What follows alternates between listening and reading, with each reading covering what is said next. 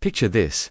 A tiny woman with silver hair, hands trembling but steady in spirit, sitting quietly at a roadside cafe, watching a group of towering bikers circle around her. Their loud laughter, rough voices, and mocking words bounce off the concrete ... But then, with a slow breath, she reaches into her purse, pulls out her phone ...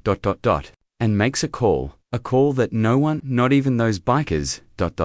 would ever forget. It was a crisp autumn afternoon in the small town of Clearwater, nestled quietly along the outskirts of Oregon. The kind of town where everybody knew everybody ...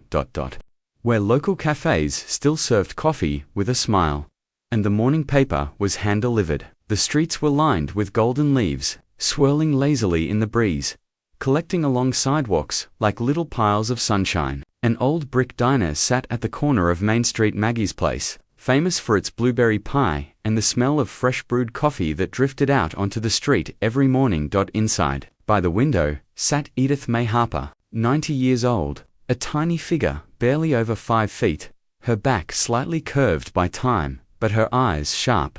The kind of sharp that tells you, this woman has lived. Her hair, snow white, was tied in a neat bun. She wore a faded army jacket, one that looked like it had stories stitched into every seam. On the left side, a patch, Lieutenant 1943-1945. She was a World War II veteran, a medic, one of the few women of her time who had stepped into battlefields, not for glory, but for saving lives. Today, she simply wanted her pie, her coffee, and a peaceful afternoon. But peace wasn't what this day had planned for her. As Edith slowly lifted her coffee cup, a deep rumble shook the ground. The sound of motorcycle engines, not one ... not two, but 7 ... maybe 8 ... They rolled in like thunderclouds on wheels. Big, loud Harleys, their chrome flashed under the sun, their tires crunching the leaves as they parked right outside the cafe. The door swung open, boots stomped in, leather jackets with skull emblems, tattooed arms, loud laughter, the kind that didn't care who heard it. Most customers instinctively lowered their eyes. Some reached for their checks early. The waitress, a young girl named Mia, bit her lip nervously but kept pouring coffee like nothing was wrong. The leader of the group, a mountain of a man, bald head, long beard, dark sunglasses, walked over, scanning the room. His gaze stopped at Edith. A grin spread across his face, not the kind that says hello, but the kind that says, let's have some fun. Hey, Granny, he barked, loud enough for the entire cafe to hear. Ain't it past your nap time? The others burst into laughter. Edith ... didn't flinch. She calmly stirred her coffee.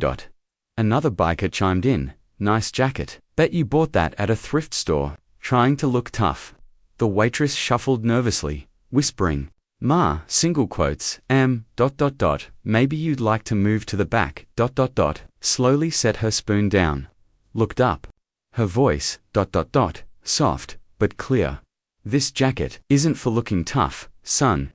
It's for remembering how many men I've patched back together, While cowards hid, for a second, the cafe went silent. Then, the laughter grew louder. Oh, you're feisty, huh? The leader chuckled, stepping closer. Tell me, you ever fix a broken nose? Another biker kicked her cane away. It clattered to the floor. Customers gasped, but remained frozen. Mia whispered, terrified, do you want me to call someone? The sheriff? Edith shook her head gently. No, dear. Her hand slowly reached for her purse. I'll make a call myself.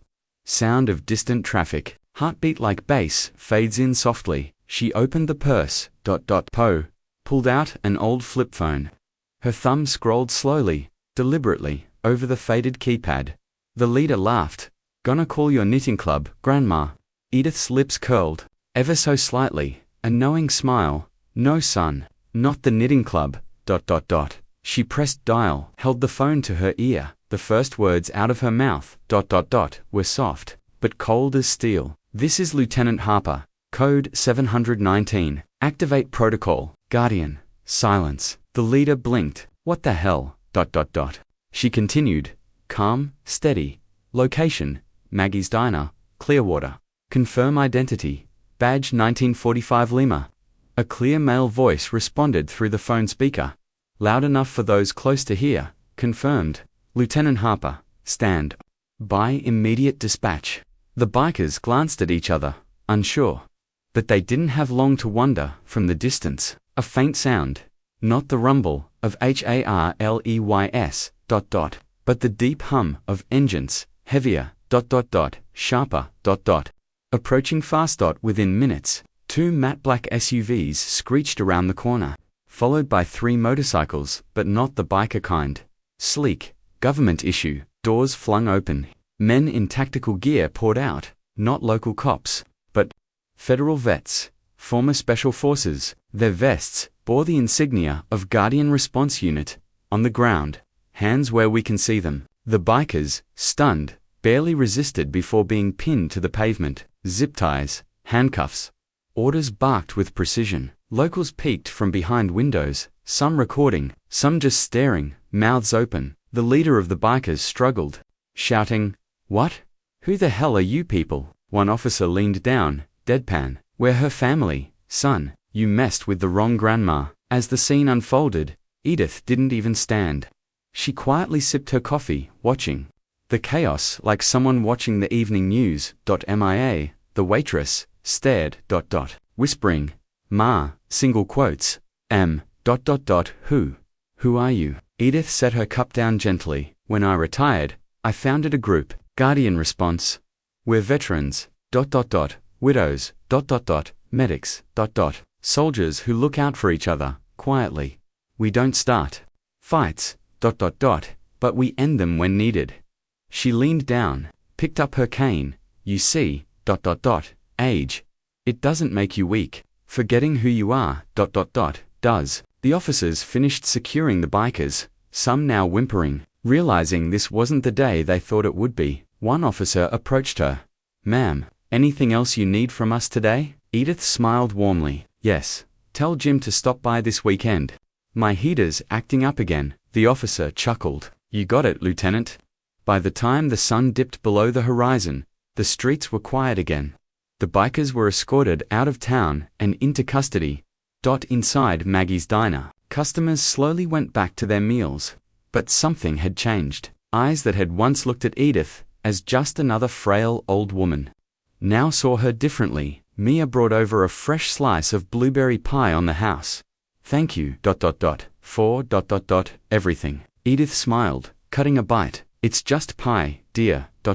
but sometimes, ... a little courage is the sweetest thing."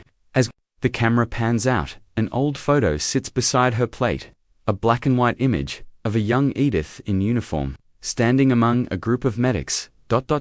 smiling, ... unbreakable. And in a quiet voice, the narrator closes. "In a world that often forgets that strength isn't about size, ... or noise, but about standing steady, ... even when the storm rolls in." Edith May Harper reminds us that real courage ... never retires. A real photo fades in, a tribute to all veterans who continue to serve in ways most of us never see.